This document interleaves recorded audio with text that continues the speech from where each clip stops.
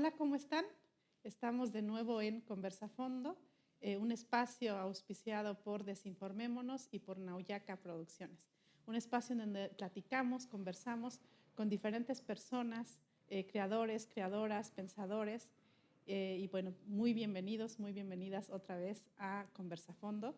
Y hoy estamos muy contentos, estoy muy contenta de poder conversar con una persona extraordinaria, con Federico Navarrete. Muchísimas gracias. Historiador, escritor, una de las voces más potentes dentro de un espacio que parecía o que parece luego muy conservador como es la academia, pero con una voz que se ha unido a también muchas denuncias y que nos plantea la posibilidad de hacer otro tipo de academia. Muchísimas gracias y muy bienvenido. Ay, pues para mí es un gusto estar aquí en este programa y contigo en particular, Yasnaya. Qué honor. No, el honor es mío totalmente. Y bueno, escucharte siempre es muy iluminador. Tus libros, tu trabajo literario y académico siempre me plantea preguntas y me rompe esquemas y le pone palabras a muchas de las inquietudes que luego desde pueblos indígenas tenemos. Y bueno, justamente en este año, justamente también con un gobierno que tiene un interés particular en el debate de la historia, de los símbolos, de la resignificación, es inevitable preguntarte por el tema en este año, ¿no? En 2021, sobre estos 500 años de algo que sucedió, que fue por decirlo así, la caída de México, Tenochtitlan. Y bueno, la primera pregunta es inevitable, como dice tu libro, ¿quién conquistó México? Pues realmente me da mucho gusto que me hagas esa pregunta porque realmente cuando yo empecé a plantear esa pregunta hace 15 años, pues todo el mundo me veía con cara de, pues es obvio, ¿para qué preguntas? ¿No? Es así como un mal examen de secundaria, ¿no? O sea, ¿el agua está mojada o el frío es frío? Y pues no, justamente lo que he tratado de demostrar en estos años, y ahora por eso me gusta que la pregunta se esté planteando más, es que esta respuesta que teníamos los españoles, así como automática y absoluta, pues no es tan cierta, ¿no? Que fue un proceso mucho más complicado y que, bueno, en términos así simplemente estadísticos, el ejército que tomó México Tenochtitlan, que no es conquistar México también, hay que entender que lo que sucedió en 1519-1521 fue la toma de una ciudad indígena y una campaña militar en el centro de México, que en esos años no alcanzó ni Oaxaca, ni Michoacán, ni otras regiones, ¿no? Nosotros ni nos enteramos. Eso, bueno, sí se enteraron porque toda Mesoamérica supo, digo, era una gran noticia, pero más indirectamente, ¿no? Y el ejército que tomó México Tenochtitlan en 1521 era 99% indígena. O sea, eso ya está establecido por las fuentes, los propios españoles lo admitían. Ya no hay, bueno, hay debate si era en realidad 99.5% o 99.1%, pero digamos que no es así. Nadie pretende que los españoles eran la mayoría ni nada. Y entonces, pues, ese pensar que fueron otros indígenas los que ayudaron a derrotar a estos mexicas, a los llamados aztecas, pues nos plantea muchas preguntas, ¿no? ¿Por qué razón y para qué y de qué sirvió, ¿no? Sobre todo. En lo de por qué razón, lamentablemente, la mayoría de las respuestas suelen ser, no, pues es que odiaban a los mexicas, es que los mexicas eran crueles y eran unos tiranos, es que tenían resentimiento, y volvemos a caer en el tipo de cosas que siempre se dice cuando los pueblos indígenas se movilizan políticamente. Ah, no, es que pues, no, son ignorantes, los mueve el odio, el rencor, no saben lo que quieren, están siendo manipulados. O sea, también se suele decir, Cortés manipuló a los indígenas, pues como a veces, todavía me acuerdo en 94 cuando surgió el STLN, había gente que afirmaba que detrás del STLN había mestizos manipulando a los indígenas. Como ahora, ¿no? Que Salinas manipulaba. Okay. Entonces hay toda esa es una tradición racista mexicana de negarle a capacidad de acción, de decisión, de hacer política a los indígenas y verlo siempre como un rollo visceral, de odio, de rencor. Entonces esas explicaciones pues no funcionan, ¿no? Pues, pues si lo pensamos, había muchas razones, ¿no? Entre los que estaban en el ejército que conquistó México, había los tlaxcaltecas, que eran enemigos históricos de los mexicas y que pues vieron la ocasión de finalmente librarse de una rivalidad que los tenía realmente muy oprimidos. Había varios grupos que habían sido conquistados por los mexicas y pues que se quisieron quitar de encima los tributos y lo que los mexicas les quitaban, básicamente, que no era mucho, tampoco es que los mexicas fueran tan tiranos como los pintan, pero pues digamos que en Mesoamérica tampoco los otros pueblos tampoco eran tan obedientes, entonces a la primera oportunidad se liberaron del dominador en turno, como lo habían hecho decenas de veces antes en su historia, ¿no? En ese sentido es una maniobra muy mesoamericana.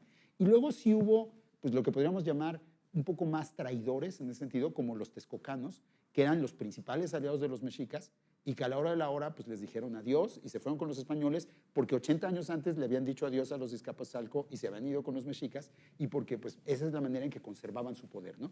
Siempre cambiaban de bando en el momento clave y seguían ellos en el centro, ¿no? Entonces son diversas motivaciones políticas que poco tienen que ver con la idea de Cortés del Imperio Español. Y entonces ahí lo que se crea desde un principio es como una contradicción, ¿no? Los españoles creen que están haciendo una cosa y los aliados creen que están haciendo otras cosas. Y lo increíble es que, o sea, si hubiéramos hecho una encuesta el 14 de agosto de 1521, pues 99% de la gente hubiera creído que las razones de los mesoamericanos eran las que importaban, porque pues 99% de las personas eran mesoamericanos, ¿no?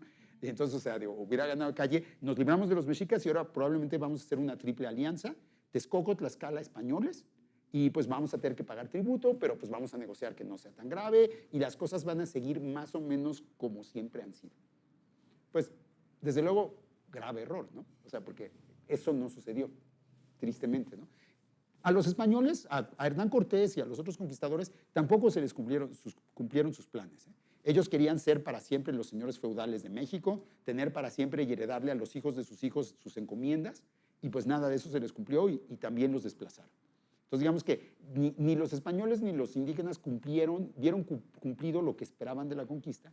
Y lo que sucedió es que con el tiempo se fue imponiendo el régimen colonial español, que sí se aprovechó de la conquista, pero que llevó las cosas en una dirección que no era necesariamente la dirección que los que hicieron lo que llamamos conquista querían llevar. Entonces, ahí hay que marcar esta diferencia, ¿no? O sea, y gradualmente el régimen colonial español les fue quitando poder a los gobernantes indígenas, impuso un principio de intolerancia racial, que solo los españoles podían ser gobernantes, solo los españoles podían ser sacerdotes, solo ellos podían montar a caballo, solo ellos podían practicar ciertos oficios. Los tlaxcaltecas sí podían hacer todo eso porque eran indígenas conquistadores, pero los demás aliados se fueron como fueron siendo excluidos porque, entre otras cosas, los españoles los veían a todos como iguales, ¿no? O sea, eran otros indios más, y entonces ellos les tenían que responder, no, oye, recuerda que yo sí fui aliado, y a veces ganaban el pleito, pero pues el pleito tardaba 30 años, o sea, fue una cuestión del paso del tiempo. Y luego, muchas de las peores cosas que le atribuimos a la conquista y al régimen colonial, por ejemplo, el haberle quitado la tierra a las comunidades indígenas, el haber desplazado las lenguas indígenas y haber impuesto el español, el haber agredido de una manera sistemática las culturas indígenas en un etnocidio, que sí sucedió en este país. Esas cosas en realidad las hizo el gobierno, los hicieron los gobiernos mexicanos del siglo XIX y del siglo XX, no las hicieron los españoles, ¿no? Pero en nuestra visión de la conquista, todo este paquete de dominación lo vemos como uno solo y lo retrotraemos, o sea, lo pasamos de 1910, de 1930, de 1870, de 1840, la ley Lerdo, del siglo XVIII, tal, todo eso lo pasamos a 1521 y decimos que todo eso sucedió casi de milagro el 13 de agosto, ¿no? Que al día siguiente ya los españoles amanecieron dueños del país y los indígenas amanecieron todos derrotados y vencidos. Pues eso no es cierto, ¿no? Y para mí lo más importante de recordar a los indígenas conquistadores, aparte de un acto de justicia histórica, es recordar que eso que nació con la conquista pudo haber sido diferente. Que no necesariamente tenía que haber terminado como acabó, sino que si hubiera habido un régimen menos racista, menos excluyente, las cosas hubieran podido ser distintas. Y también que de alguna manera lo han sido, ¿no? Porque, o sea, esa visión de que después de 1521 los indígenas se acabaron y todo lo que importa es lo que hacen los españoles o los blancos, pues no es cierta, ¿no? Los indígenas siguen aquí y fueron importantes durante el periodo colonial, fueron la mayoría de la población, fueron fundamentales en el siglo XIX. O sea, sin los pueblos indígenas, México no hubiera logrado expulsar a los franceses, así de sencillo, ¿no? México no hubiera podido, el liberalismo no se hubiera impuesto, no hubiera ganado. O sea, el México que conocemos no existiría si los pueblos indígenas no hubieran luchado para construirlo. Entonces, también señalar lo que hicieron los indígenas conquistadores en el siglo XVI aunque les haya sido birlado de alguna manera, aunque se los hayan arrebatado, que es lo que pasó, también nos ayuda a señalar que los indígenas han seguido participando en esta historia y una y otra vez les han arrebatado. O sea, entonces, más bien, el punto es fijarnos en las lógicas de cómo se arrebatan las cosas, ¿no? También. Justamente, bueno, me parece fundamental cuando cada vez que escuchábamos la palabra indio conquistador y lo que eso significó, surgen muchísimas preguntas y se rompen un montón de paradigmas. Pareciera que indio y conquistador no pueden ir en una misma frase, ¿no?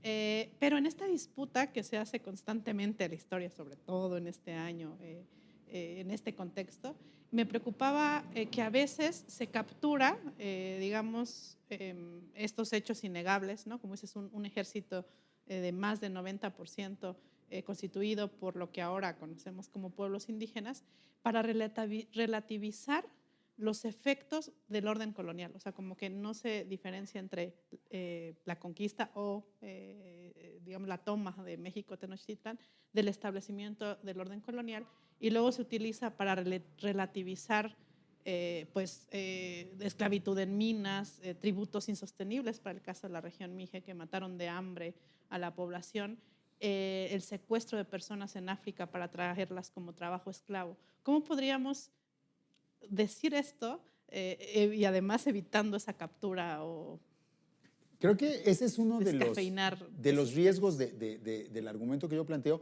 Yo lo he visto, por ejemplo, que muchos españoles defensores de españoles de derecha, de Vox, por así decirlo, defensores de los conquistadores, utilizan mis argumentos para decir, claro, pues es que los indios estaban a favor de Cortés y Cortés liberó a los indios. Y no, pues tampoco es cierto, ¿no? O sea, porque ahí otra vez seguimos pensando que lo único que importa es lo que hizo el indio, el hombre blanco, y no nos damos cuenta, y no reconocemos que los mesoamericanos estaban ahí por sus razones y para lograr sus objetivos, ¿no? Y que luego esos no se hayan cumplido cabalmente, esa es otra historia, que no hemos contado, porque justamente como lo justificamos todo con la conquista, entonces ya a partir de la conquista, como damos a los indios por derrotados todos, y aparte vemos, se construye toda una idea de que su cultura se derrumbó, que su civilización estaba colapsada, que no es cierto, o sea, porque las culturas indígenas pues, siguen siendo vitales y capaces de cambiar y de aprender y de crecer hasta la fecha, ¿no? Pero se construyen todas estas ideas y eso de alguna manera nos impide examinar los procesos concretos con los que sí se despojó a los indígenas. O sea, por ejemplo, el proceso de conquista espiritual que se ve como algo bueno, que les llevaron la religión y les dieron un consuelo después de lo que les había pasado, en realidad es un proceso de agresión contra su cultura, es un proceso de destrucción de formas rituales, de formas de ser, de prácticas productivas. Por ejemplo, el amaranto, que era una cosecha súper importante en Mesoamérica, se prohibió porque se asociaba con los ídolos, porque los ídolos se hacían de amaranto, y entonces pues, le quitaron a los indígenas una fuente de alimentación súper valiosa. Y eso pues también explica que luego haya habido tanta mortandad, ¿no? Y cosas así. Entonces, el atribuirlo todo a la conquista y a la victoria militar española, que no fue tal, sirve de alguna manera para no hacer más a fondo esta historia. Que es una historia incómoda porque pues, los malos de esta historia son el que es el gobierno mexicano, realmente. O sea, cuando vemos la historia de quién ha fastidiado históricamente más a los pueblos indígenas de México, con mucho ganan los gobiernos mexicanos independientes sobre el gobierno colonial español. O sea, obviamente esas comparaciones siempre son delicadas y no se trata de hacer un hit parade de la opresión, pero si hacemos la lista de las cosas que ha hecho el gobierno mexicano, pues a mí se me hace que son mucho peores, ¿no? Porque también es un Estado moderno que tiene mucho más herramientas para fastidiar que un Estado del siglo XVI o XVII. Claro, que necesita expoliar, ¿no? Para poder construir. Y que tiene escuela pública, tiene medios de comunicación, tiene unos aparatos mucho más poderosos que los que tenían los propios españoles. Y justamente ahora que decías, ¿no? Pudo haber sido distinto. Tenían unos objetivos, ni Cortés cumplió los suyos, ¿no? Tuvo que estar ahí litigando y peleando que le reconocieran algo. Ni tampoco una buena parte de este ejército que tomó esta ciudad tampoco cumplió esos objetivos, pero pudo haber sido distinto. Y en esto me llama mucho la atención que con la rigurosidad y a veces el hecho que es un poco árida la escritura académica, tú has incursionado en la literatura. ¿Cómo ha sido esta relación? Y recuerdo particularmente mucho de tus textos, pero una ucronía en la que tú planteabas otra posibilidad de lo que pudo haber sucedido en esta realidad, ¿no? Y cuál es la potencia de la literatura para poder alumbrar y cambiar y plantear futuros distintos. Pues justamente en esa ucronía que escribí hace unos años, yo lo que planteaba es que, ¿qué hubiera pasado si en 1519 Moctezuma manda matar a los españoles en Veracruz, los elimina, y entonces hubiera sido una historia radicalmente diferente de lo que, no existiría lo que llamamos México hoy, definitivamente, ¿no? Existiría una cosa muy distinta. Fue muy divertido hacerla, pero lo que me gusta es que tú lo planteas como ese, a partir del pudo haber sido. O sea, yo con la historia cada vez estoy más convencido que la historia no es solo lo que sucedió, que es lo que decimos tradicionalmente, sino es también, afortunadamente, todas las potencialidades que a lo mejor nunca se han realizado plenamente, pero que no dejan de existir. Y esas potencialidades son sobre todo las potencialidades de los grupos que han sido oprimidos y de alguna manera pisoteados por la historia. O sea, los pueblos indígenas, en esa historia que sucedió, pues los pueblos indígenas fueron derrotados, perdieron muchas cosas, fueron sometidos, tal. Eso es innegable quizá a un nivel fáctico. Pero eso no significa que los pueblos indígenas no hayan dejado de luchar toda su historia por algo diferente. Y que no hayan resistido. La resistencia es una forma de eso, pero no solo la resistencia, sino es simplemente mantener vivas las alternativas de una historia diferente, de un acontecer diferente. Aunque nunca se realicen plenamente, esas alternativas están ahí como un horizonte de libertad, como un horizonte de esperanza, como una posibilidad de imaginar un mundo diferente. También eso vale para las personas que fueron esclavizadas y traídas desde África, que fueron sometidas a las peores degradaciones, o sea, fueron secuestrados, fueron matados socialmente, fueron maltratados físicamente, fueron vendidos y comprados, muchos de ellos fueron exterminados de las maneras más atroces, pero aún así han logrado mantener y crear un legado de libertad, de esperanza, de resistencia, que es uno de los, como el de los pueblos indígenas de América, es uno de los legados más valiosos que tiene la humanidad en el siglo XXI. Y ese legado del pudo haber sido. O sea, finalmente la esclavitud sí les pasó por encima.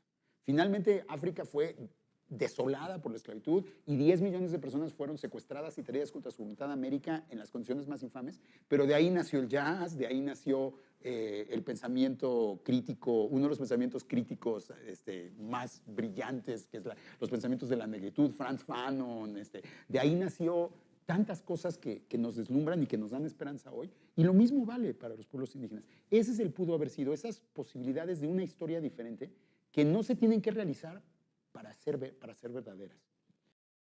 Derrotar esta otra historia que se impone por medio de la fuerza, por medio de la violencia, por medio del racismo, por medio de la dominación, pero tampoco nunca se van a dejar vencer. Y creo que justamente para entender esas otras historias que están vivas ahí, de eso habla mucho Walter Benjamin en sus tesis sobre el concepto de la historia, ¿no? Como esos legados de esperanza que nos vienen del pasado y que aparte nos necesitan a nosotros para que los mantengamos vivos, porque son súper precarios, están siempre siendo amenazados, están siempre siendo asolados, destruidos, pero a la vez pues siempre habemos quienes los queremos mantener vivos, ¿no? Y pues vemos que eso es mantener viva esa otra historia, y la imaginación es fundamental para eso. Los hechos están del lado de los dominadores, por así decirlo. La imaginación está del lado de los dominadas y los dominados, ¿no? O sea, la capacidad de ir pensando, de imaginar alternativas, de soñar otros mundos, de recordar que las cosas no siempre tuvieron que haber sido así de infames y que si acabaron siendo infames, pues es una desgracia y hay que explicar la desgracia, pero eso no implica que no siga existiendo la esperanza. Todo ese legado, yo lo he buscado en la literatura porque no lo encontraba en la historia. Porque yo cuando empecé a estudiar la historia de los pueblos indígenas después de la conquista, pues la verdad, o sea, me acuerdo que los primeros 2 años yo estuve como súper deprimido porque era como derrota tras derrota y decía, ¿y por qué nunca ganan? Y no podrían haber ganado esta, y siempre como que perdían. Hasta que me di cuenta que, pues, que a lo mejor siempre pierden, pero nunca son derrotados, ¿no? Porque ahí van a estar 50 años después luchando, ahí van a estar manteniendo sus esperanzas, sus formas de ser, sus otras historias, ¿no? Y creo que pues la literatura, la imaginación es la mejor manera de acercarte a eso, porque también te acercas con el corazón, no solo con la mente, ¿no? No solo con la razón, sino con los sentimientos, con la empatía, con la solidaridad. Y en ese sentido, por lo menos yo encuentro en el trabajo antropológico en general en México un gran mecanismo que ha sido muy funcional a esta proyección del Estado hacia atrás y de la construcción de la historia nacional que genera esta sensación de derrota, etc. ¿El oficio del historiador en México, la historia también? Sí, creo que la historia en México tiene varios problemas, a mi juicio. El primero es que se centra en una forma de escritura únicamente, que es la escritura latina y sobre todo en una sola lengua que es español. Y en todo caso, mis colegas historiadores pues hablan español y en todo caso aprenderán francés, inglés o incluso latín, pero rara vez se les ocurre aprender náhuatl o ayuk o mixteco. Los que lo aprendemos son los que hacemos historia indígena nada más. Y entonces olvidan que durante el periodo colonial, pues el 90% de la población no hablaba español, sino hablaba otras lenguas. Y entonces, por ejemplo, tenemos colonialistas, el 90% de los colonialistas hablan solo del 10% de las personas, los españoles. Y en cambio, y el otro 10% hablamos de los indígenas, ¿no? Aquí hay un desbalance terrible que tiene que ver con la identificación de la historia con lo occidental, con la escritura latina, con el español. La Academia Mexicana de la Historia, fundada en 1918, 100 años después de la independencia, todavía presume 100 años después, o sea, 200 años después de la independencia, que es correspondiente de la Real de Madrid. O sea, entonces está asumiendo su carácter, su mentalidad colonizada con orgullo. O sea, porque entonces pareciera que en México la historia la trajeron los españoles. Y pues, perdón, yo conozco códices mixtecos, yo conozco inscripciones mayas, yo puedo ver que hay historia en México desde mucho antes de que llegaran los españoles. Pero sí es pues, es un vicio de la blanquitud mexicana, ¿no? El negar el otro México y el pretender que solo ellos pueden hablar, que solo ellos pueden tener la verdad, solo ellos pueden hacer ciencia, academia, cultura, todo. Cine. Un racismo de atrás, ¿no? Todo lo demás. Sostenido ahí. Y justamente esta discusión que ahora en la que estás participando muy activamente, por fortuna, me recuerda otra discusión de otros 500 años en 1992. Pero hay diferencias, veo, ¿no? ¿Cuáles son para ti las principales diferencias entre esto que sucedió de la memoria, la discusión entre 1992 con los 500 años de Colón y ahora con Cortés, ¿no? Por así digo. Sí. Pues yo tengo muchas esperanzas en esta analogía y la he pensado mucho porque a mí me tocó vivir el quinto centenario de 1992 cuando estaba empezando de historiador y nadie me peló porque pues, era un jovencito y qué tal, no sé qué.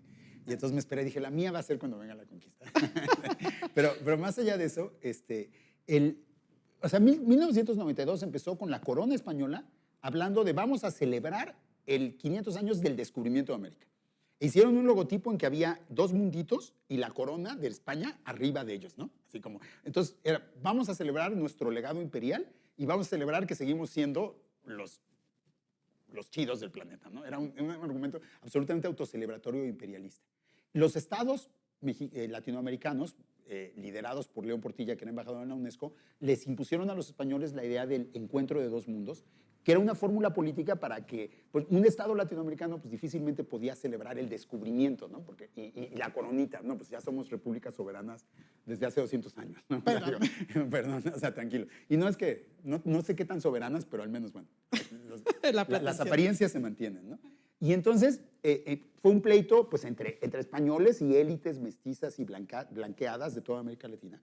Pero lo interesante del 92 fue que ya en el año mismo lo que surgió fue una movilización indígena en todo el continente, sorprendente, que nadie esperaba realmente, y que le dio a la conmemoración una visión muy diferente. Ahí surgió el discurso de los 500 años, que ha sido de alguna manera la bandera de los movimientos indígenas de toda América desde entonces, ¿no? Surgió en la reacción ante estas conmemoraciones tan racistas, tan excluyentes, tan ciegas. Y la verdad, pues digamos que después de 92 vinieron los zapatistas 2 años después y se abrió el panorama. O sea, en el 92, a principios del 92, apenas se escuchaban voces indígenas en el debate. Todos eran pues, los intelectuales de siempre, desde sus posiciones de blanquitud o de defensa del indigenismo, pero desde arriba, digamos, no indígenas. Yo espero que en 21 se escuchen mucho más voces indígenas, porque en general en México se escuchan mucho más voces variadas, ¿no? Creo que afortunadamente nuestra escena pública es muy distinta a la que era hace 30 años y mucho menos asfixiante, espero, mucho más plural, mucho más diversa. Y mi apuesta es eso, ¿no? O sea, el gobierno tiene su planteamiento de conmemoración, que a mi juicio es demasiado esencialista, demasiado enfocado en la idea de la resistencia militar únicamente, cuando yo creo que lo que hay que examinar ahora es esta capacidad de supervivencia y adaptación, y más que la idea de los mexicas pelearon hasta morir. Pues sí, solo ellos. O sea, perdónenme. Bueno, o sea, ok, compadre, llégale. Y los otros son los que sobrevivieron, y los que estamos aquí somos los que sobrevivimos, no los que se murieron, ¿no? Digo, qué heroicos, pero pues, o sea, perdón. Pero entonces, yo espero que a este debate planteado desde el gobierno en cierto sentido, y luego desde la academia, ha habido unas reacciones, a mi juicio, súper cerradas contra discutir siquiera el concepto de conquista, es un pleito entre élites. Pero yo lo que espero es que surjan otras voces. Y creo que pues 500 años sí es un momento para que todos los diferentes mexicanas y mexicanos y mexicanas que existimos, pues nos demos cuenta que esa idea de que somos una sola nación, que somos una nación mestiza, que nos conquistaron los españoles, que desde hace 500 años las cosas son así y no hay de otra, pues son todas ideas falsas, ¿no? Y que empecemos a reivindicar, a luchar contra el racismo, a luchar porque se escuchen las voces de los afromexicanos, de los pueblos originarios, de los asiáticos, de toda la variedad de inmigrantes que han llegado a México, a apostarle a que a lo mejor 500 años podemos empezar a pensar una nación diferente, que ya no esté basada en esta idea de un grupo que domina a los otros por la fuerza, sino que esté basada en pactos pues, distintos, ¿no? Esa es mi apuesta de la conmemoración. O sea, si entendemos bien lo que pasó en la conquista, veremos que uno de los legados de la conquista sí es este legado de opresión, racismo y exclusión. No lo puedo negar. Pero justamente las figuras de los indios conquistadores y todo esto nos permite imaginar otro legado diferente. Un legado de alianzas, un legado de aprendizaje mutuo. O sea, los indígenas estuvieron dispuestos a aprender de los españoles y lo han estado los últimos 500 años. O sea, los indígenas han aprendido la cultura occidental mucho más de lo que la cultura occidental ha aprendido de los indígenas. Entonces no estaría mal que a lo mejor los que tenemos cultura occidental en México, pues fuéramos más humildes y aprendiéramos náhuatl o aprendiéramos ayuk y aprendiéramos de los indígenas, ¿no? O de los afros, o de los diferentes grupos, ¿no? Y también yo espero que podamos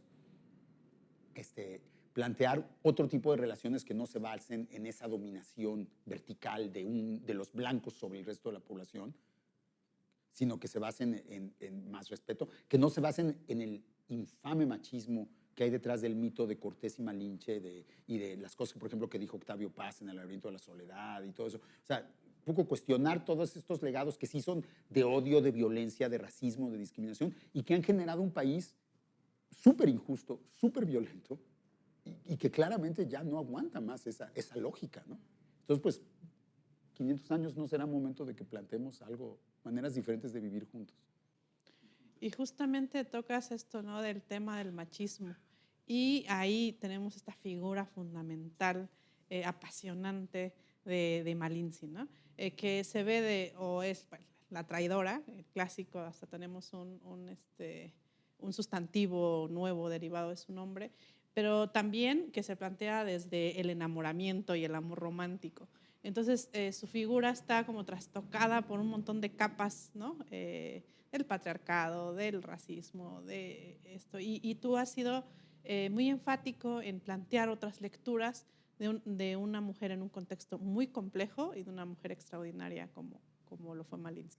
Pues yo creo que Malinche, desde luego, fue una mujer extraordinaria, pero también no hay que olvidar que había 100,000 Malinches. O sea, que mujeres cautivas que fueron regaladas por un hombre a otro hombre, que fueron tratadas como propiedad, que fueron utilizadas como objetos que se podían intercambiar, lamentablemente en Mesoamérica, había decenas de millares de mujeres en esa condición y lamentablemente en nuestro México de hoy sigue habiendo decenas de millares de mujeres que están sometidas a ese tipo de violencias, ¿no? Entonces, Malinche es excepcional no solo por lo que hizo, sino por que lo hizo viniendo de una de las condiciones sociales pues, más vulnerables y degradadas, lamentablemente, no interiormente, pero desde afuera, que puede haber, ¿no? Una mujer cautiva, sometida pues, al trabajo sexual, denigrada de muchas maneras, y ella con su inteligencia, con su capacidad de traducir, con su carisma, logró hacerse visible pese a venir de ese origen, ¿no? Y pues ojalá, pues la mayoría de las mujeres que han sufrido eso no son visibles, ¿no? Y de hecho, pues no conocemos sus nombres y porque justamente las ignoramos, ¿no? Entonces, creo que, o sea, hay que hablar, cuando hablemos de Malinche siempre hay que recordar los decenas de miles de otras Malinches que hay que no salen en la historia, ¿no? Pero que son parte de la historia también. Otra vez, de esa historia que no nos cuentan los libros y las versiones oficiales de la historia, ¿no? Pero más allá de eso, también Malintzin es parte de una tradición de las mujeres mesoamericanas de ser intermediarias culturales. De, ahí sí, literalmente, poner el cuerpo por delante y acercarse al extranjero, que eran entre los propios pueblos mesoamericanos había las mujeres servían para construir alianzas, para tejer parentescos, para enseñarles a los extranjeros a comer como los del lugar, para cambiar sus cuerpos, para modularlos, para integrarlos a las redes de parentesco de una localidad, a las redes sociales de una localidad. Ese es un gran poder femenino y desde luego los españoles lo negaron. Pero si los españoles pudieron conquistar México es porque las mujeres mesoamericanas les dieron de comer, los cuidaron, les curaron sus heridas, satisficieron sus necesidades emocionales, sexuales y todo tipo, y los mantuvieron vivos 2 años hasta que lograron conquistar México Tenochtitlan. Y eso es parte de una tradición mesoamericana de hospitalidad y también como de incorporar a los extranjeros a las redes, ¿no? O sea, finalmente los españoles se mesoamericanizaron mucho más de lo que jamás admitirían, ¿no? Y esa es otra parte de la historia que hay que contar, ¿no? Cómo se dejaron influir, aunque no lo admitan, por estas mujeres. Entonces, Malintzin es una de ellas, ¿no? Esa es casi como para presentarla como que no es un caso excepcional porque la conocemos, pero no es un caso excepcional porque había miles de mujeres como ellas. Y ahora, pues, lo que ella tuvo fue que básicamente se convirtió en el rostro humano de unos seres que para los mesoamericanos, pues, eran realmente, estaban en el borde de lo humano, lo animal, lo divino. Eran unos seres que no hablaban ningún idioma que nadie entendiera, que venían rodeados de animales desconocidos, caballos, perros, que eran muy agresivos, que comían cosas que nadie más comía, y que aparte olían de una manera, o sea, hacían estallar pólvora, ellos mismos olían, tenían una corporalidad incomprensible para los mesoamericanos, y que eran capaces de una violencia que nadie en Mesoamérica había conocido antes, ¿no? Eso lo llamamos superioridad tecnológica, pero en realidad es la capacidad de utilizar la violencia a unos niveles que no tenían precedente en la historia de Mesoamérica, ¿no? Y entonces Malintzin lo que es el rostro femenino, humano, mesoamericano de esos extranjeros. O sea, ella de alguna manera se convierte en la portavoz. Cortés dice que traduce sus palabras, pero en realidad los mesoamericanos lo que escuchaban era, o sea, Cortés decía quién sabe qué, y la que escuchaban y a la que le entendían era ella, y a la que le respondían era ella. Y ya lo que ella le decía a Cortés, pues nadie sabía.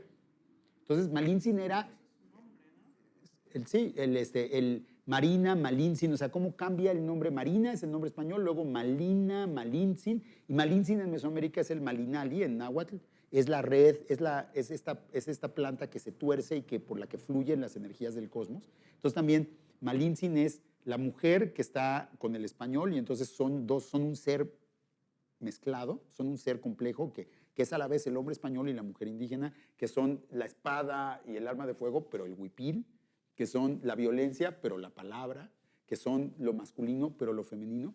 Y por eso, si vemos las historias indígenas del periodo colonial, la superestrella de la conquista es Malintzin, no es Cortés. O sea, la que sale siempre grandota, bonita, así como la reina, es Malintzin. Y con su super huipil siempre, como debe de ser, ¿no?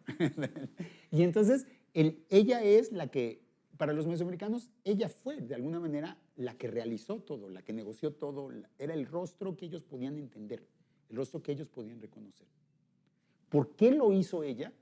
Pues ese es uno de los grandes misterios del universo, ¿no? O sea, yo no creo definitivamente que estuviera enamorada de Cortés y eso creo que lo podemos excluir, por muchas razones, pero sobre todo porque la subordina a Cortés, ¿no? Y creo que claramente ella no se subordinó a Cortés, sino que hizo algo que Cortés ni siquiera podía entender. O sea, Cortés hablaba y lo que Malintzin decía a los gobernantes indígenas, pues Cortés nunca lo entendía. Y Malintzin regresaba con la respuesta y le decía a Cortés, sí, dijeron que sí. Y pues, ¿cómo dijeron que sí? Bueno, pues eso Cortés nunca lo supo, ¿no? Obviamente le dice al rey de España, yo siempre lo supe, porque él siempre le dice eso al rey de España, como buen machín, ¿no? O sea, yo siempre controlé todo, yo no sé qué. Y si las cosas salieron mal, pues es culpa de la vieja, ¿no? O sea, aparte, ¿no? O sea, la única momento en que la menciona es con la matanza de Cholula para echarle la culpa a la matanza, porque pues siempre es culpa de las mujeres, ¿no? O sea, en cualquier discurso masculino que valga la pena, ¿no? Pero finalmente hay ahí otra historia que podemos imaginar. Obviamente las fuentes españolas nunca nos lo van a decir, ¿no? pero que sí podemos imaginar de cómo fue ella la que hizo toda esa diplomacia, toda esa negociación y la que realizó esa conquista en buena medida, ¿no? Pues muchísimos temas fundamentales justamente en este año, en estos 500 años, y ojalá que se cumpla esto que vaticinas, una diversidad de voces para ver los efectos de ahora y qué podemos hacer de eso que sucedió hace mucho, cómo lo que sucedió, pero también las potencialidades, ¿no? Tanto como el afrofuturismo, pero también como todas las posibilidades emancipatorias que existen en esta historia tan a debate.